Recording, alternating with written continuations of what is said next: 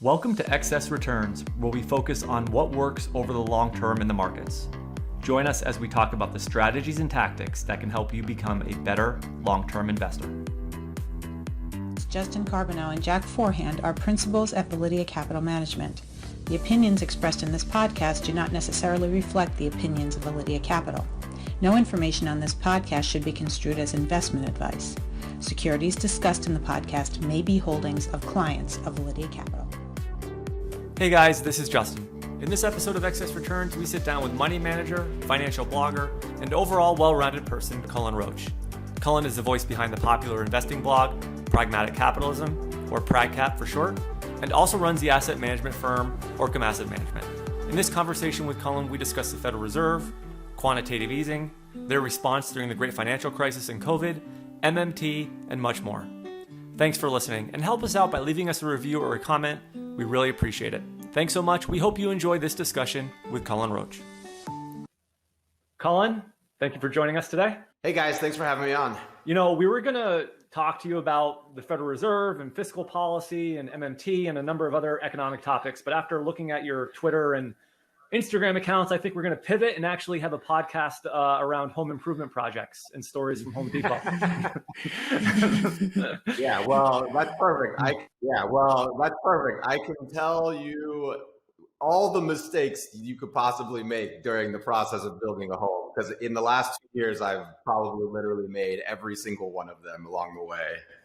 What's the latest project you're working on? Well, the house is actually finished. We got final inspection done, and so we're really finished with the actual, the main house and everything. I'm building a grill outside, which is, I'm kind of doing fun stuff now, and kind of the grill's kind of cool because it's kind of a culmination of all the kind of dumb skills I've learned that I'll probably never use again in my life. But it's framing, masonry, electrical, siding, concrete, countertops, and plumbing, electrical, all tied into one in this one little unit, which is kind of a cool final thing to be doing, just because it's kind of the summation of everything that I learned along the way here. So that's great. Well, when if you know how to do that stuff, you can save yourself a boatload of money. So it's pretty awesome to see. Yeah, and you can get yourself into a lot of trouble. I've learned. One of the main things I've learned along the way is that, I'm probably too much of a DIY guy in most aspects of my life. And I've learned along the way that there's so many things that you need to outsource in life, and you're better off not trying to do a lot of this stuff on your own. So it's nice to know how an electrical switch works, but I learned after getting shocked a few times, electrical is something that you outsource to an expert. Yeah, anything I seem to touch around my house, I break. So I kind of bow out of that home improvement type stuff. I'm not that handy, really. Yeah. But you're a smart guy. So kind of getting into some of the stuff we wanted to talk to you about. There's obviously a lot going on with the economy right now, the markets, policymakers are in here making a lot of decisions that are going to have that are having important implications and will have implications going forward. But maybe before we get into those things, we wanted to sort of just take a step back with you and talk about a little bit how we got here. So obviously the 2008 financial crisis caused a lot of damage and significant issues with our economy. And it also introduced some changes in how the Federal Reserve responds to shocks and downturns.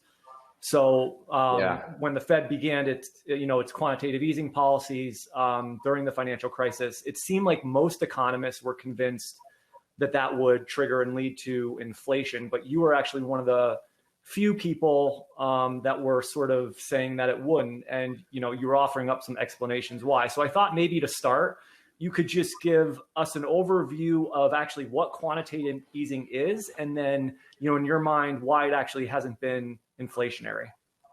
Sure. Yeah. So I kind of went through, in 2007, 2008, I went through the same evolution of thought that probably a lot of people are going through right now, especially younger people who are experiencing something like this for the first time. I was actually running a stock picking event driven strategy back then.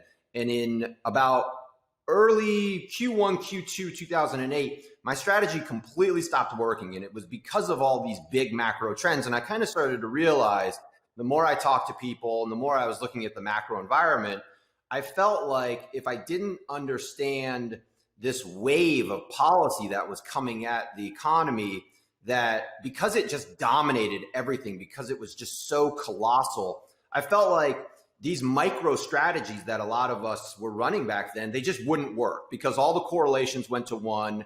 And no matter what you did, you couldn't fight the Fed and these big trends. And so one of the big things that I was focused on was understanding Federal Reserve policy back then. And I was sort of fortunate in that I had a number of good connections in Japan, mainly at Nomura, and people who had been through the Bank of Japan's iterations of these policies back in the early 2000s. And they kind of walked me through all of the accounting. And, you know, I'm more of an accounting nerd, I guess, than anything else. And so the balance sheets to me were very clean, the way that all of this works. And I kind of got into this mode of thinking from all of this from a first principles perspective, that I need to understand how the machinery works. And if I understand how the machinery works, then I can understand how the flow of funds will work through the economy and impact all of this stuff. And quantitative easing is a fascinating one because a lot of people just assume that this is some sort of naturally inflationary money printing type of policy. And when you actually look at the nuts and bolts of it, it really depends on a whole slew of other factors. And so quantitative easing at its most basic form is the Federal Reserve, which is the Fed's just a big, big bank. They're just the biggest bank in the whole world. They expand their balance sheet. So they create reserves. And what they do is they purchase an asset from either a bank or a non-bank with a bank as the intermediary. And in either case, what they're essentially doing is they are creating what is effectively new money. So when a non-bank, let's say I sell $100 of treasury bonds to a bank who on-sells it to the Federal Reserve, the Fed creates a reserve for the bank and the bank creates a deposit for me. And so what I've effectively done in the private sector is I've offloaded my treasury bond to the Fed through the bank and I've taken on a deposit, okay? And at the private sector level balance sheet, this is just it's a clean asset swap. The way that I like to describe it is it's a lot like taking a savings account and swapping it for a checking account. And so at my balance sheet level, nothing's really changed. My net worth hasn't changed. Actually, my income has gone down because now I hold a lower yielding instrument. And the Fed has taken this treasury bond and they've basically stuffed it in a hole, because this is the big thing I think people miss, is that a lot of the times when balance sheets expand, so for instance, when a corporation expands their balance sheet, let's say to borrow money from the household sector, the corporation is in the private sector. So their balance sheet expands, they have more purchasing power, and I've given money up, but now I have a what is essentially a savings bond of some sort. And so my net worth hasn't decreased or anything. I haven't dissaved money or anything. In theory, I mean, I could go out and borrow more money or just as much money as I could have before. My credit hasn't changed. But what's different about when the Fed does it, the Fed takes it out of the economy. And this is the thing that a lot of people miss with QE, is that while they've printed a reserve deposit, they've effectively unprinted the treasury bond.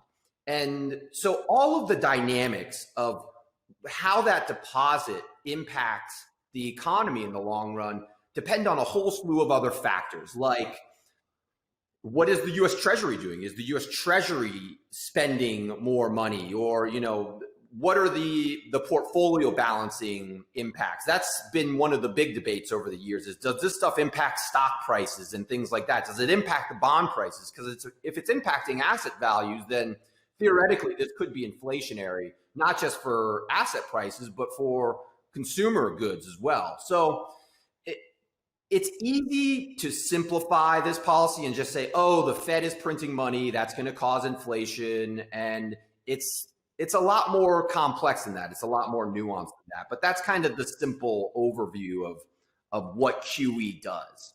When you look at the entirety of the response to 2008, I mean, obviously people have very strong opinions one way or the other about what the Fed did. What do you think of it? I mean, what do you think are the positives and the negatives of what they did in 2008 and what was effective and what was maybe less effective? Well, here's the thing. The Fed is a bank for banks. And before all else, their main goal is to make sure that the banking system works. And people don't see this every day, but the Fed is really just a big clearinghouse. They clear payments between banks. And that's what the whole reserve system is. So every day we kind of take it for granted how well the interbank system works, but that's what the Fed does. They make sure that the banking system keeps running smoothly, basically every single day. And during these periods of crisis, these things just get much more exacerbated, and the Fed has to be much more involved to make sure that a financial panic doesn't turn into a real economic crisis, because that's what used to happen back in the late 1800s, the early 1900s. You'd get a pretty garden variety banking panic where bankers would start, getting scared of one another. They'd stop settling interbank payments. So Citibank would look at JP Morgan and say, I'm not going to accept your payment because I don't trust your balance sheet. And that would impact everyone in the whole economy. And the Fed kind of came in and said, okay, we're not going to let that happen anymore. We're going to make sure that if the banks are healthy, we're going to make sure payments clear. And 2008 was actually a great example of how effective they were able to do that, because although it did filter into the real economy, it didn't filter into the real economy in a way that, say, like 1907 did, or even the Great Depression. So their policy response in the banking system was superb in that they helped solidify the banking system itself.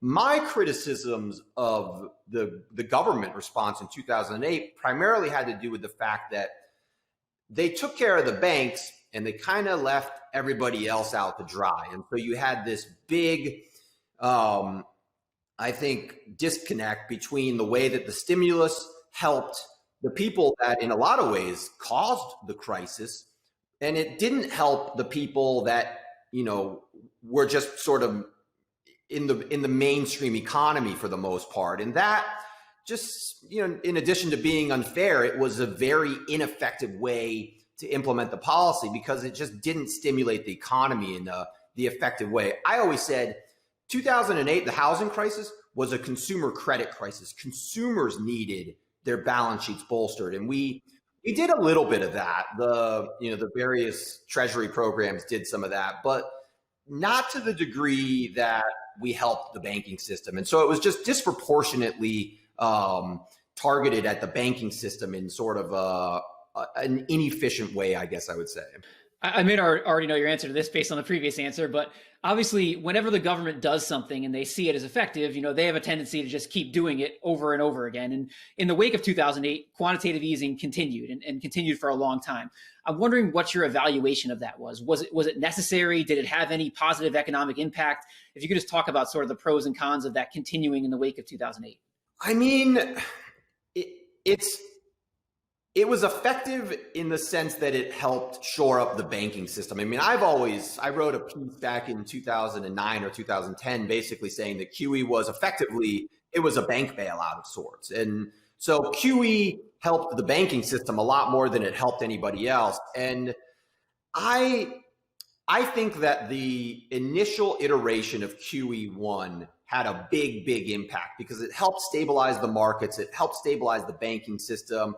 And I think there were significantly diminishing returns with all of the future iterations of it. But the problem is that to a large degree, the Fed only has so many tools, and their main tool is to work through the banking system. And so when Congress is dysfunctional, which it effectively has been for 10 plus years, I think the Fed being independent, when they see an economy that needs help, they're trying to do something. And QE has just sort of become, in a zero interest rate environment, it's become their go-to policy. And so I don't think it's been that effective. I think that the low rate of inflation, if anything, I think is evidence that it hasn't been effective, because one of the main goals of QE would be to get consumer spending to increase and to essentially get inflation to rise to some degree. And the fact that inflation continues to fall, I think, is to some degree proof that maybe the Fed isn't quite as powerful as a lot of people tend to think it is. I'm wondering about what you think about the impact on the market. I mean, you seem pretty skeptical about the impact of QE on the economy,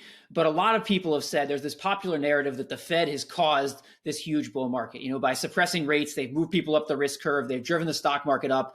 They've also caused this whole growth over value thing, the long duration growth, performing better than the short duration value. What do you think about all of that? Do you think people also overstate the Fed's impact on the market? Well, I mean, coming out of 2008, I think it was certainly a lot more difficult, I think, to prove that narrative, just because the state of corporate America was actually pretty robust coming out of the financial crisis. There were sectors that were incredibly fragile, but for the most part, I mean, the sectors outside of housing were pretty strong. And so you had real fundamental underlying reasons for the rally in the stock market. You had, surging corporate profits and surging earnings per share. And so I think that, the problem with that narrative oftentimes is that the implication is that there's no underlying fundamental reason for all of this. And I just don't think the evidence supported that from the 2008, 2020 bull market. The current response is different. I think what people have missed is that although the Fed's response was big, the Treasury's response has been colossal. I mean, I can't even keep track of the numbers anymore. And we throw around these numbers now. We're talking about the new stimulus package. We're basically talking about roughly $1 trillion like it's nothing. And that's what the entire Treasury response was in 2008. So, it's kind of interesting that after having had this huge $4 trillion stimulus earlier in the year, we're talking about this $1 trillion stimulus now as if it's kind of something small, when that literally was this is going to be larger than the response from the financial crisis. So why is that important? It's important to differentiate from the Treasury versus the Fed, because the Treasury, if you assume that, for instance, household savings rates remain flat, or let's say they mean revert to where they were before, well, all of the spending from the government, where does it go to? It ends up going to corporations. And so it goes to the bottom line of these corporations. And so again, in a weird way, all of the stimulus that's occurred in the last few months has another real fundamental underlying reason or rationale. And you're beginning to see this as the data unfolds. We're going to see record corporate profits in the next year, probably every quarter. And you're going to see increasing earnings per share. And so there's more logic to this than I think people imply when they look at the Fed as this money printing entity, when in reality, I think it's probably safer to say that the Treasury is the money printing entity. You, I think, answered some of my next question with that response, but obviously policymakers have been presented with, an unprecedented challenge here. I mean, the Fed has basically been cutting rates. They've been in here to keep the markets, sort of the money flowing. They've moved into buying bond ETFs. So those are all the actions they've done. And then, like you just pointed out, there's been this massive fiscal stimulus between things like the PPP program, the enhanced unemployment, direct checks to individuals, and, small business support and all that other stuff. So I'm just wondering, in your mind, when you look at least the fiscal part of it so far, I mean, how do you evaluate it? Has it been a good, has it been effective in your view, or maybe could they have done more, or what's your view? Yeah, this is one of those things where I thought that the pandemic was just so unusual. It was, to me, this was more like a natural disaster than, I think that one of the keys to understanding what has happened in the last year has been being able to differentiate from the fact that your typical business cycle recession occurs mainly because of a boom. you have a NASDAQ boom that causes a bust. You have a housing boom that causes a bust. You have some sort of irrational environment that leads to a boom that eventually just deflates naturally, and you get a recession during that. There were, I guess, boomlets around the economy, but there wasn't anything really crazy irrational about what was going on. And so this, to me, it wasn't a situation where you had a boom causing a bust, where we, to some degree, recessions are good to some degree in that they clear out some of the excesses, and they help to create a more stable long-term environment. This was different because it was more like a natural disaster. It was an environment where nobody caused the virus to happen. And so to me, the policy response was warranted because we basically have been trying to build a bridge to this point where we can get past this health crisis and kind of get back to the economy that we had in 2019. So, I was a pretty vocal proponent early on of, we need to throw everything you can at this. And there's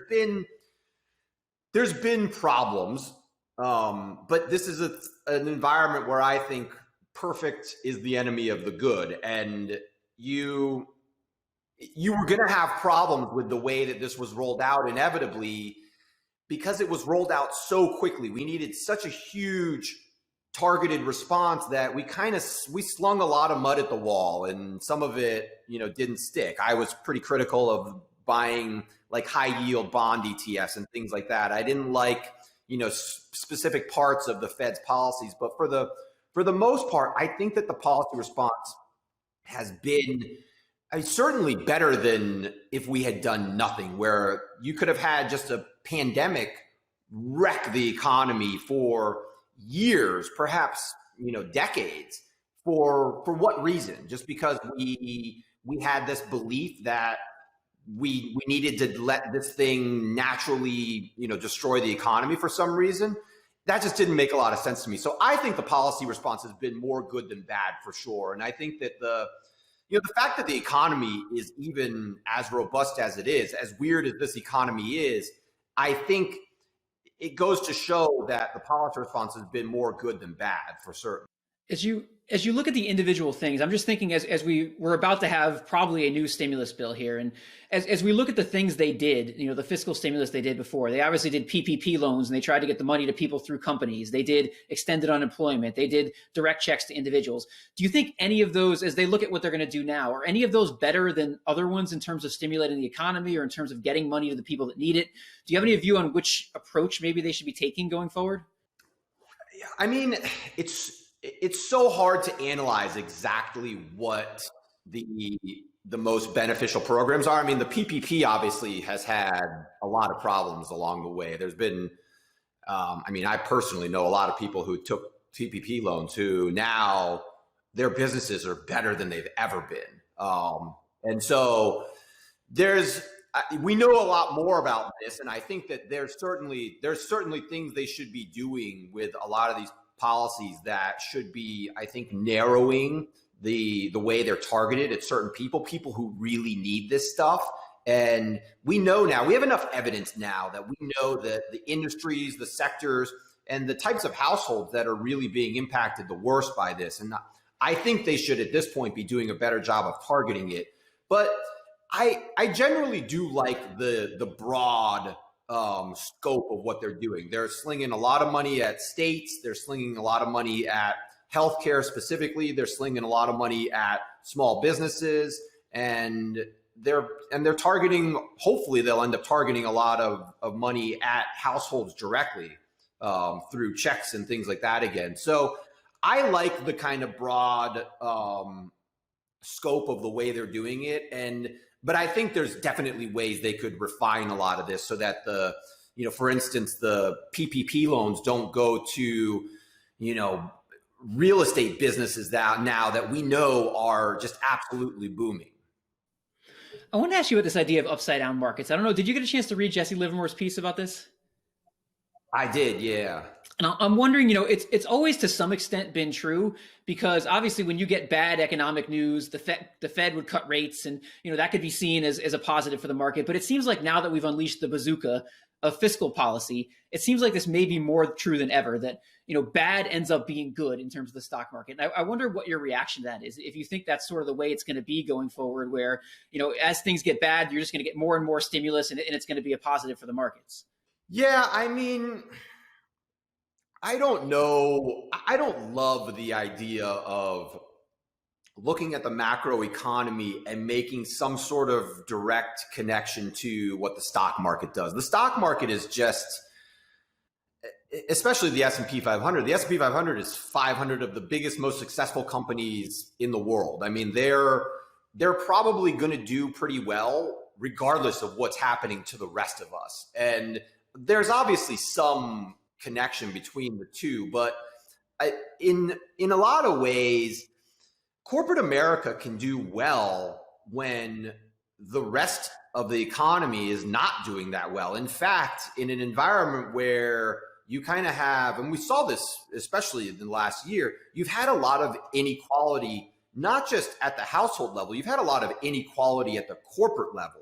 And I think that the stock market has been a really sort of highlighted point of that, in that I think if you looked at broader corporate America, you took a real broad snapshot of corporate America, it would look significantly worse than the S&P 500 does, for instance, because you'd have to include all of these restaurants and all of these retail businesses that have just been decimated. I mean, businesses that are literally still down 80% year over year. And so there's been a lot of inequality in the way that the policies have impacted all of this, and the way that COVID has impacted all of this. And I think that the hard thing to analyze is differentiating those segments of corporate America where things have been really good and probably will continue to be really good no matter what, versus the way that they have almost this big divide through inequality versus other corporations or small businesses primarily. When we think about and talk about sort of the fiscal response, and I guess what it means sort of going forward, one of the concepts that kind of comes up a lot is this modern monetary theory, or MMT, because its validity, will probably tell us a lot about what happens going forward. Many of our listeners are individual investors, and MMT is sort of hard to get their heads around. Unless you really have like a strong economic background or understand the theory. So just what is the simplest way you could explain MMT to our listeners? So there's a lot going on in MMT, and a lot of people who will first encounter it their head will kind of explode, because it's counterintuitive in a lot of ways.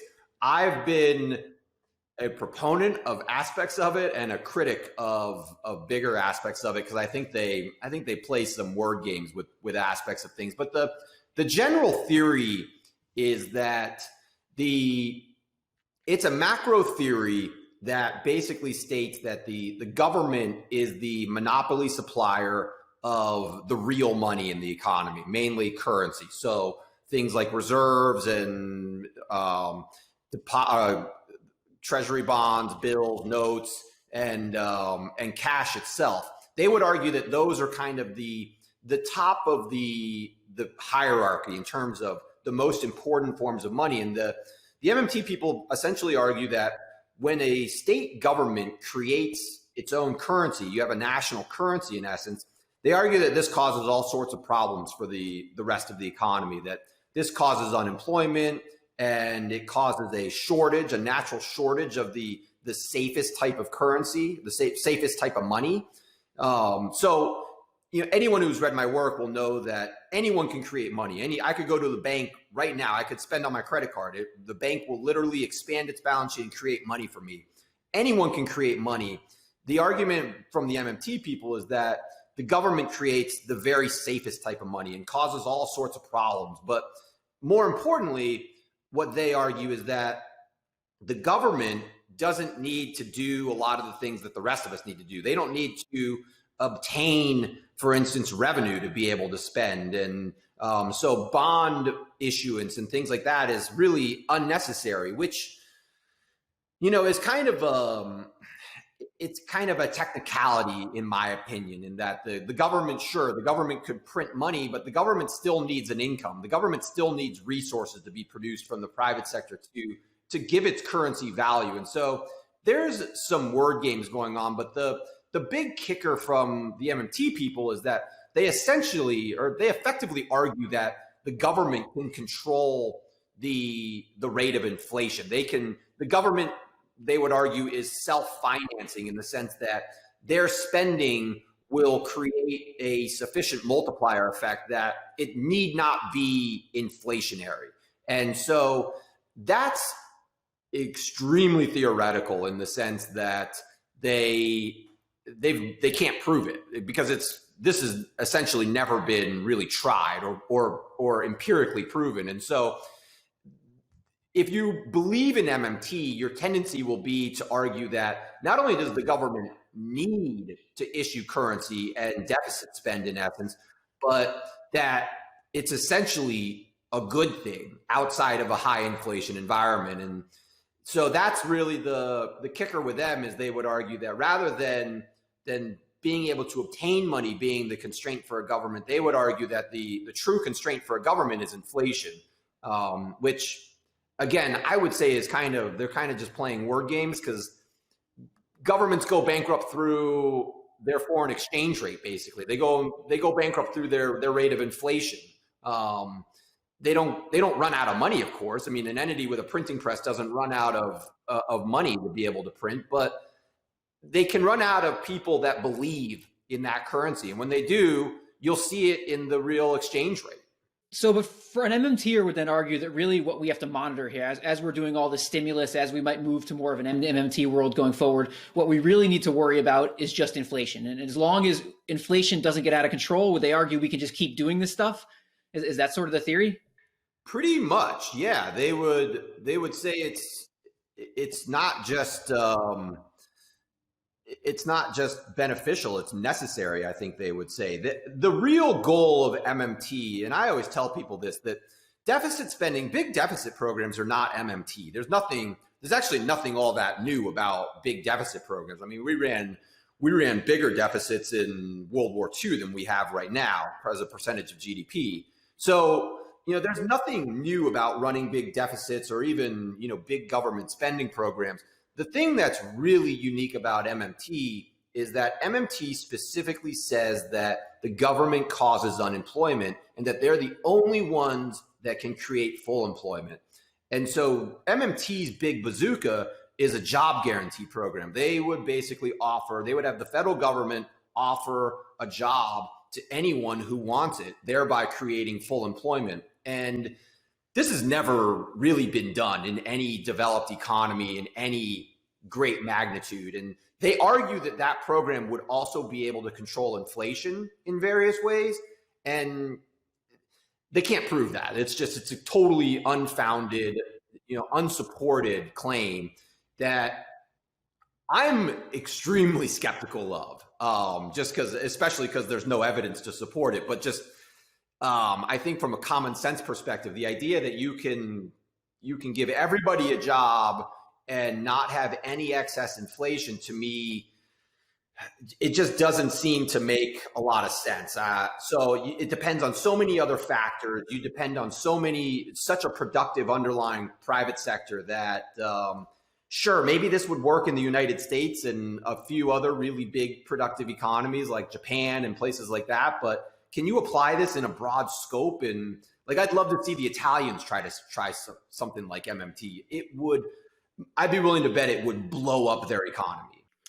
I wanted to ask you about this whole thing about inflation. So it seems like if inflation is going to be an issue with MMT, it seems like the Fed may have less tools to deal with it than they do with these deflationary crises. Obviously, with this deflationary crisis we just went through, the government showed it has a lot of tools and it can deal with something like this.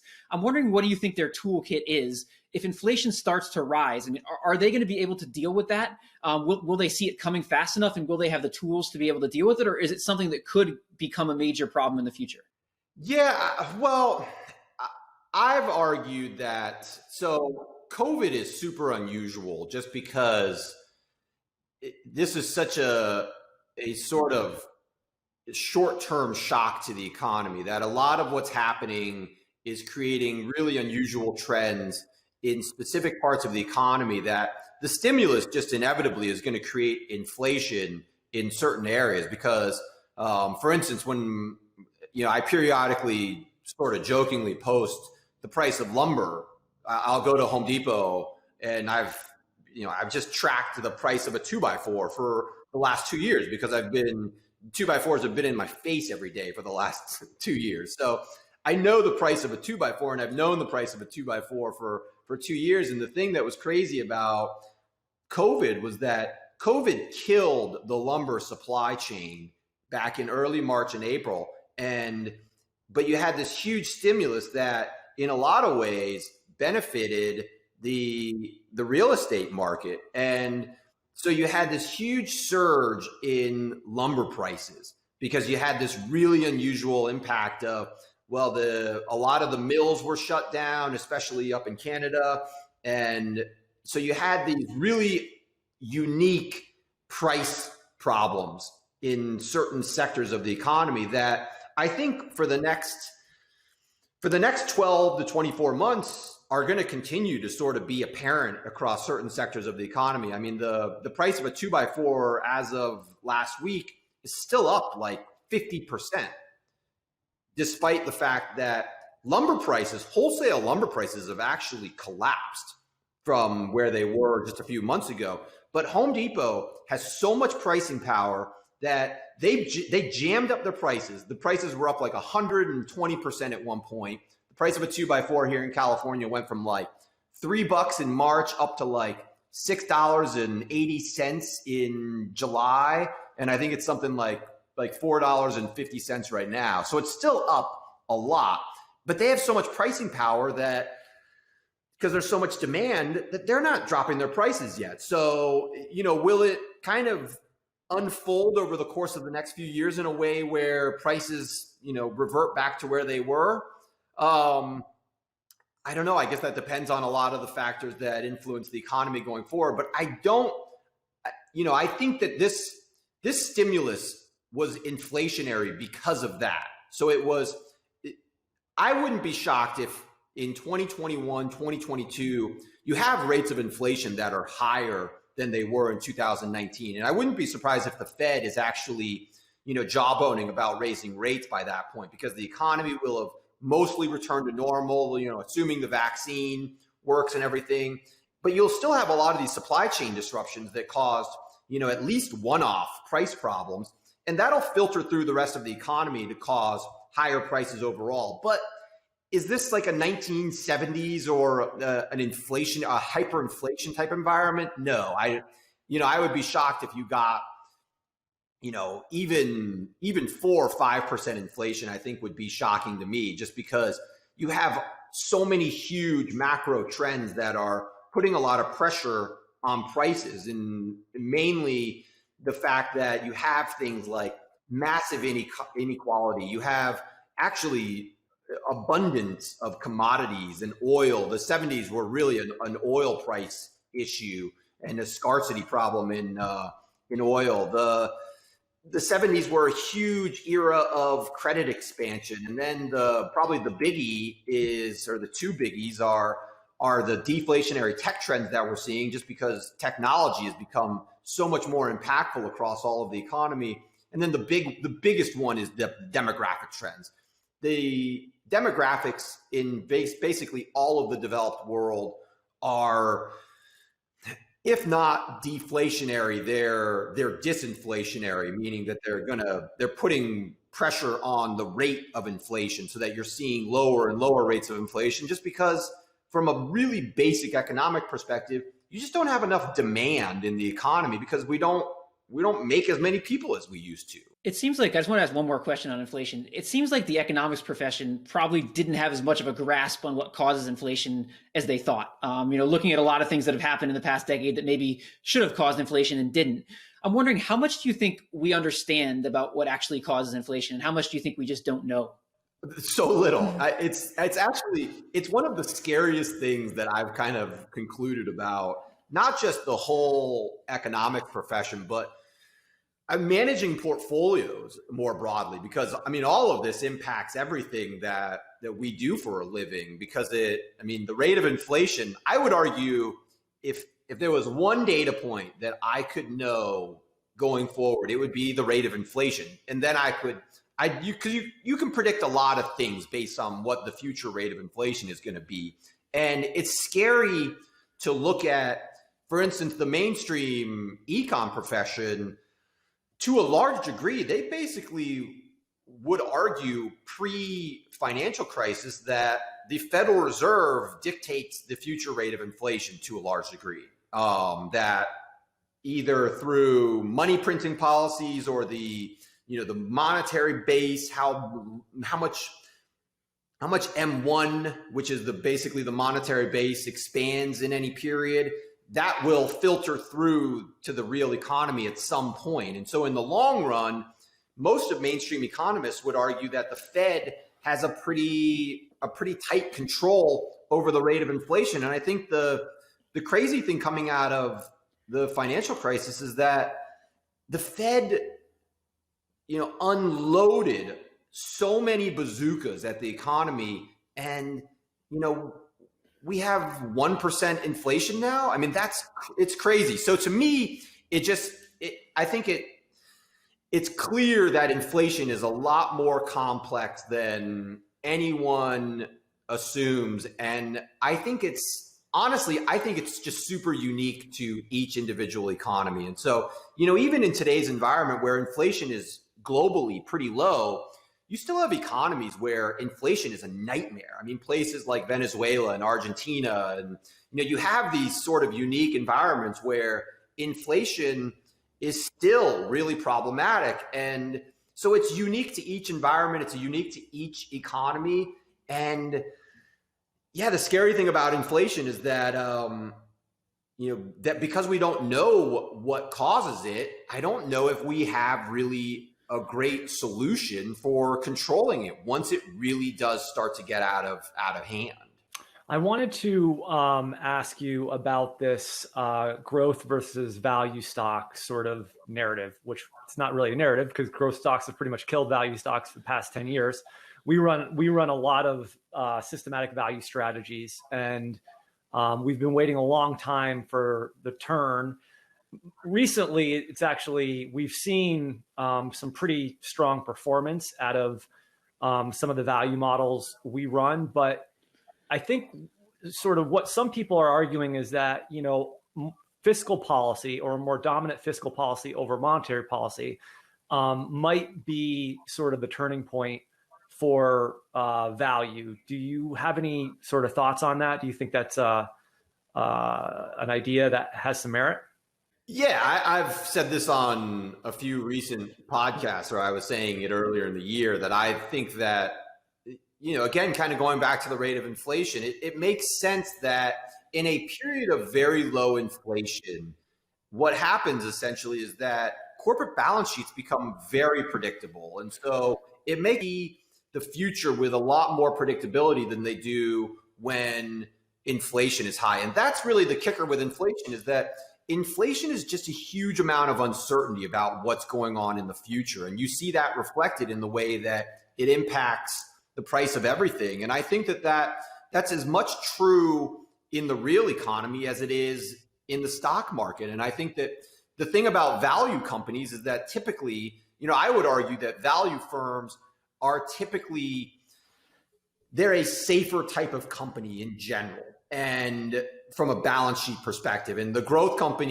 firms are typically, they're a safer type of company in general, and from a balance sheet perspective. And the growth companies benefit from a low inflation environment just because the predictability of the balance sheet is enhanced going forward. But if inflation increases, the predictability of that balance sheet, it becomes a lot more uncertain. And so value stocks on a relative basis just become more attractive because their balance sheets are so much more predictable. They deserve a higher multiple in essence because their balance sheets are a lot safer.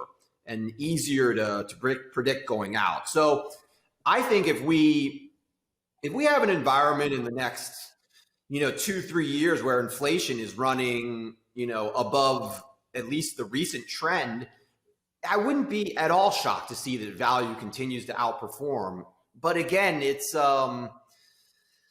there's a lot of really long-term trends that are suppressing inflation. So, I don't know how comfortable I would be, with the idea that we've seen sort of a secular change in the trend. Obviously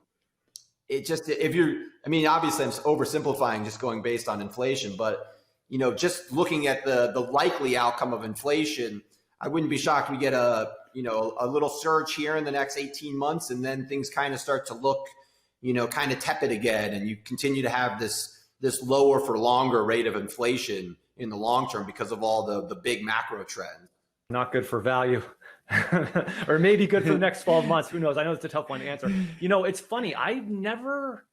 You sort of have woken me up to this idea that higher inflation equals higher uncertainty. I've never really thought of inflation that way, but this conversation has sort of brought that to the surface for me. So that's very interesting. So thank you. Yeah, well, look at the way that COVID, kind of rolled through the economy. I'll never forget I walked into a Trader Joe's in, I don't know, back in probably late March or early April, and there was a low-key panic buying going on because there was so much uncertainty. And the way that Trader Joe's must have had so much pricing power in that environment that the uncertainty creates a lot of pricing power for the corporations. And so, a lot of that is just the way that, the uniqueness of this environment. But I think that inflation more generally does something similar. It causes a run on the currency to some degree due to a certain amount of uncertainty in the broader economy. Wrapping it up, we're quantitative investors here, so we try to automate almost everything we do in terms of building portfolios and our investment strategies. And I'm sure this is probably never going to happen, but it seems like government policy would be an interesting area to try to introduce some automation. So for example, on the Fed side, you've talked in other interviews about, the potential of tying the Fed funds rate automatically to inflation. And it seems like you could have other sort of automatic stabilizers in there on the fiscal policy side. Do you sort of see any potential for automation in any of those areas? Yeah,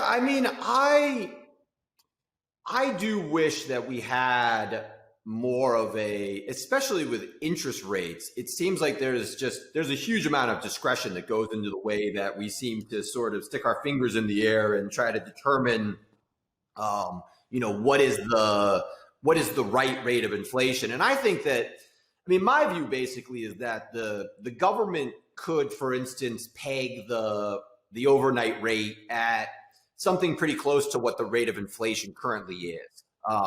And just automate it based on that. It's just a purely data driven. The number changes based on the way the data changes. And that way you're providing savers with a real return. And that way it's at least somewhat tied to a more systematic, data driven approach that correlates with what the real economy is doing. Fiscal policy is, in a lot of ways, we do automate things, in that a lot of automatic stabilizers are automated in the sense that they, for instance, unemployment benefits, they increase automatically when we go into a recession because people apply for more. So things like that are at least somewhat automated. I don't know. I think, coming out of this, the political situation is all such a mess in my view. And there's so many conflicts of interest that the idea that we could somehow get politicians to stop promising free money to people it's just not going to happen, because it's against their best interest. We've seen this I feel like every day now, every politician who's running for office is basically just trying to figure out the most clever way to give free money to people, whether it's, canceling student loans or, canceling billionaires or whatever it is that, we're going to somehow give free money to people. They seem to have mastered the narrative of trying to do that. And so are we ever going to automate fiscal policy to a broad extent? I really doubt it. Well, listen, this has been great, Cullen. Thank you for, spending so much time with us. If people want to learn more about you, your firm, any project like your grill project you're working on, where should they go to find out more? I write at Pragmatic Capitalism, which is, it's pragcap.com, pragcap.com. I wrote a book by the same, name about 6 years ago. It covers a lot of the general topics that we kind of discussed today, just in a more in-depth, boring way. So, those are probably two good places to start. I actually there's an educational page on my corporate website, which is orcamgroup.com, ORCAM group.com. It's under the education tab. And I kind of just listed all the links. I mean, hundreds of different things, papers and different articles that people have written that I found really useful over the course of the last 10, 15 years, trying to digest all of this and trying to, especially understanding things from kind of a first principles perspective, that I think that's something that people might find really helpful. I also have it pinned on my Twitter page, which is just Cullen Roche. So you can find it there also. So thank you. Yeah, thank you for doing this. This is great. Yeah, thanks for having me. It was good. Hi guys, this is Justin again. Thanks so much for tuning into this episode of Excess Returns.